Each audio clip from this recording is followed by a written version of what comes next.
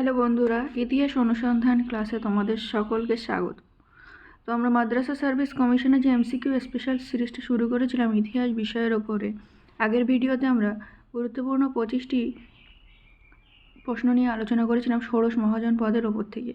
তো আজকের এই ভিডিওতে আমরা আরও 25টি গুরুত্বপূর্ণ কোশ্চেন নিয়ে আলোচনা করব। তো চলো আর সময় নষ্ট না করে সেই কোশ্চেনগুলো দেখে নেওয়া যাক। দেখো, এখানে আমাদের 26 নম্বর কোশ্চেন, সমগ্র পাঞ্জাবে কোন মহাজনপদটি ছিল? Option A Gandhara, option B Kuru, option C Kamboja, option D A ও বি উভয়। তো সমগ্র পাঞ্জাবে যে মহাজনপদটি ছিল এ ও বি উভয়, অর্থাৎ গান্ধার ও কুরু। নেক্সট দেখো আমাদের 27 নম্বর কোশ্চেন, বৎসরাজ উদয়ন নিম্নের কোন নাটকের নায়ক ছিলেন না? Option A Ratnavali, option B Priyadarshika, option C Swapnavasavadatta, option D Kathasaritsagara. তো বৎসরাজ উদয়ন অপশান ডি কথা শরীরসাগরের নাটকের নায়ক ছিলেন না। নেক্সট দেখো 28 নম্বর কোশ্চেন, নিম্নের কোন গ্রন্থে বৎসরাজ উদয়নের দিগ্বিজয়ের কাহিনী উল্লেখ আছে? Option A Kathasaritsagara, option B Ratnavali, option C Priyadarshika, option D Swapnavasavadatta. তো অপশান এ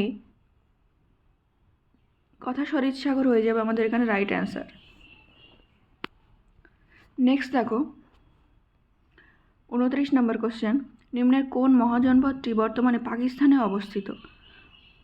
তো এখানে option A Gandhara, option B Matsya, option C Kamboja, option D Vatsa.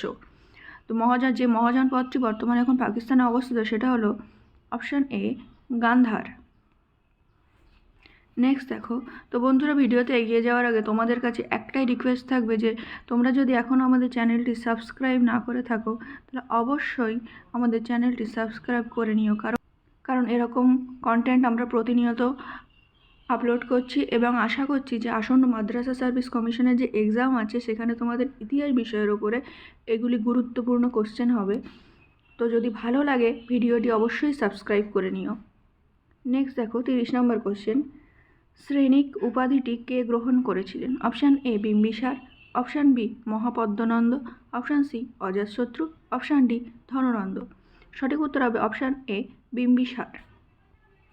Next দেখো 31 নম্বর কোশ্চেন, অজাতশত্রু নিম্নের কোন উপাধিটি গ্রহণ করেছিলেন? Option A Shrenika, option B Kunika, option C Seniya, option D Parashuram. সঠিক উত্তর হবে অজাতশত্রু অপশান বি কুনিক উপাধি গ্রহণ করেছিলেন। তারপর দেখো 32 নম্বর কোশ্চেন, বিম্বিসার কোন লিচ্ছবি রাজকন্যাকে বিবাহ করেন? Option A Chellona, option B Koshala Devi, option C Kashi, option D Kuber Naga. সঠিক উত্তর হবে অপশান এ চেল্লোনা। তাহলে বিম্বিসার চেল্লোনা লিচ্ছবি রাজকন্যাকে বিবাহ করেন। নেক্সট কোশ্চেন দেখো, সিংহাসন আরোহণের পূর্বে অজাতশত্রু কোথাকার শাসনকর্তা ছিলেন? Option A Kashi, option B Kosala, option C Gandhara, option D Champa. তো এখানে সি হবে, এটা একটু ঠিক করে নিও, অপশান ডি চম্পা। তো সঠিক উত্তর দেখো আমাদের অপশান ডি চম্পা। তাহলে সিংহাসন আরোহণের পূর্বে অজাতশত্রু চম্পার শাসনকর্তা ছিলেন। নেক্সট দেখো 34 নম্বর কোশ্চেন, বাদশাকর নিম্নের কার মন্ত্রী ছিলেন? Option A Bimbisara, option B Ajatashatru, option C Kalashoka, option D Dhana Nanda. সঠিক উত্তর হবে অপশান বি অজাতশত্রু। তাহলে বাদশাকর অজাতশত্রুর মন্ত্রী ছিলেন। নেক্সট দেখো আমাদের 35 নম্বর কোশ্চেন, পাটলিপুত্র নগরটিকে কে নির্মাণ করেছিলেন? Option A Udayin, option B Aniruddha, option C Kalashoka, option D Dhana Nanda. তাহলে পাটলিপুত্র যে নগর ছিল সেটা নির্মাণ করেছিলেন অপশান এ উদয়ীন হয়ে যাবে আমাদের এখানে সঠিক অ্যান্সার। এখানে দেখো আমাদের 36 নম্বর কোশ্চেন, নবানন্দ কাকে বলা হয়? Option A Mahapadmananda, option B Dhanananda, option C Mahapadmananda ও তার 8 পুত্র, অপশান ডি মহাপদ্মনন্দ ও তার 9 পুত্র। তাহলে নবানন্দ যেটা ছিল অপশান সি মহাপদ্মনন্দ ও তার 8 পুত্র, এটা হয়ে যাবে আমাদের রাইট অ্যান্সার। এবার দেখো আমাদের এখানে 37 নম্বর কোশ্চেন, নিম্নের কোন তথ্যটি সঠিক নয়? নয় কথাটি লেখা আছে। অপশান এ কাশী রাজ্যের রাজধানী ছিল বারাণসী, তো এটা সঠিক। কোশল রাজ্যের রাজধানী ছিল শ্রাবস্তী, এটা সঠিক, আগের ভিডিওতে আমরা দেখেছি। যদি তোমরা সেই ভিডিওটি না দেখে থাকো তাহলে দেখো আমাদের ডেসক্রিপশন বক্সে প্লেলিস্ট দেওয়া আছে, সেখান থেকে তোমরা কিন্তু ভিডিওটি দেখে নিতে পারো। অপশান সি, অঙ্গরাজ্যের রাজধানী ছিল চম্পা, হ্যাঁ একটু আগেই আমরা দেখলাম। আর অপশান ডি, মগধের রাজধানী ছিল বৈশালী। তো অপশান ডি আমাদের এখানে যে কোশ্চেন অনুযায়ী হয়ে যাবে রাইট অ্যান্সার, মগধের রাজধানী ছিল বৈশালী, এটাই আমাদের এখানে সঠিক অ্যান্সার হয়ে যাবে।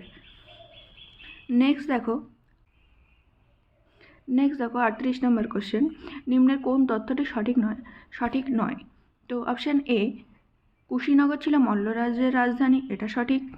শক্তিমতী ছিল চেদি রাজ্যের রাজধানী, তো এটাও সঠিক। কুরু রাজ্যের রাজধানী ছিল দিল্লি, এটা ভুল। আর অপশান ডি, কাম্পিল্য ছিল পাঞ্চাল রাজ্যের রাজধানী, এটাও সঠিক।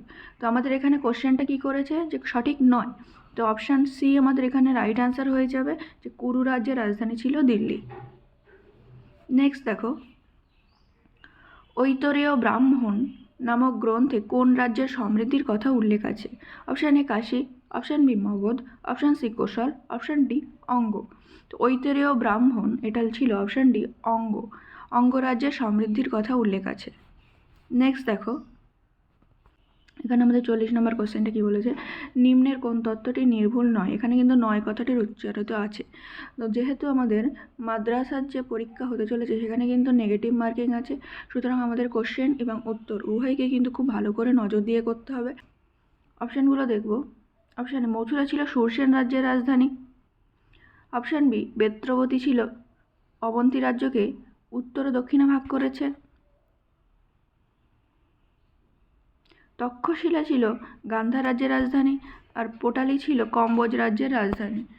তাহলে সঠিক উত্তর হবে অপশান ডি, পোটালি ছিল কম্বোজ রাজ্যের রাজধানী। নেক্সট দেখো 41 নম্বর কোশ্চেন, ষোড়শ মহাজনপদের 16টি রাজ্য সম্পর্কে বিভিন্ন তথ্য জানা যায় নিম্নের কোনটির থেকে? অপশান এ, বৌদ্ধ জাতক ও অঙ্গুত্তর নিকায়। অপশান বি, জৈন ভগবতী সূত্র ও হিন্দু পুরাণ। অপশান সি, এ ও বি উভয় সঠিক। অপশান ডি কোনোটিই নয়।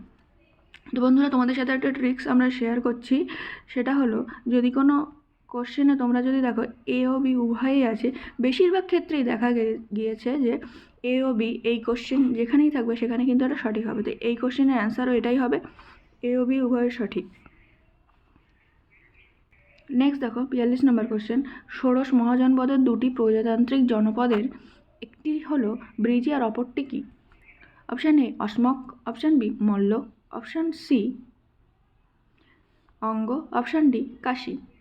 তো সঠিক উত্তর হবে অপশান বি মল্ল। নেক্সট দেখো, এখানে আমাদের 43 নম্বর কোশ্চেন, ষোড়শ মহাজনপদটির মধ্যে কোন রাজ্যটি দক্ষিণ ভারতে অবস্থিত? Option A Koshala, option B Matsya, option C Panchala, option D Ashmaka. তো ষোড়শ মহাজনপদটির যে মধ্যে এই অপশান ডি অসমক রাজ্যটি দক্ষিণ ভারতে অবস্থিত ছিল। তো নেক্সট দেখো আমাদের 44 নম্বর কোশ্চেনটা, ষোড়শ মহাজনপদগুলির মধ্যে প্রতিদ্বন্দ্বিতায় কোন রাজ্যটি ভারতের বিস্তীর্ণ এলাকায় সাম্রাজ্য প্রতিষ্ঠা করে? Option A Magadha, option B Kosala, option C Avanti, আর অপশান ডি কাশী। তো সঠিক উত্তর হবে অপশান এ মগধ। তাহলে ষোড়শ মহাজনপদগুলির মধ্যে প্রতিদ্বন্দ্বিতায় মগধ রাজ্যটি ভারতের বিস্তীর্ণ এলাকায় সাম্রাজ্য প্রতিষ্ঠা করে। তো এই ছিল আজকে ষোড়শ মহাজনপদের উপর থেকে গুরুত্বপূর্ণ কোশ্চেনগুলি। আশা করছি এই কোশ্চেনগুলি তোমাদের খুবই কাজে আসবে, এবং যারা তোমরা 9, 10 এবং 11, 12-এর জন্য প্রস্তুতি নিচ্ছ তোমরা খুবই ভালোভাবে প্রস্তুতি নাও, কারণ তোমাদের কিন্তু নেগেটিভ মার্কিং আছে, সেই ভেবে তোমাদের প্রস্তুতি নিতে হবে। এবং আমরা প্রতিনিয়ত তোমাদের বিভিন্ন টপিকের ওপর থেকে গুরুত্বপূর্ণ কোশ্চেন কিন্তু তুলে ধরছি, আর খুব তাড়াতাড়ি আমরা এমসিকিউ সিরিজ নিয়ে আসবো, যেখানে আমরা প্রতিদিন কোশ্চেন অ্যান্সার প্র্যাকটিস করব। তো আশা করি ভিডিওটি যদি তোমাদের ভালো লাগে তাহলে অবশ্যই লাইক, শেয়ার এবং একটা কমেন্ট করে দিও তোমরা আর কোন নতুন টপিকের ওপর থেকে ভিডিও চাও।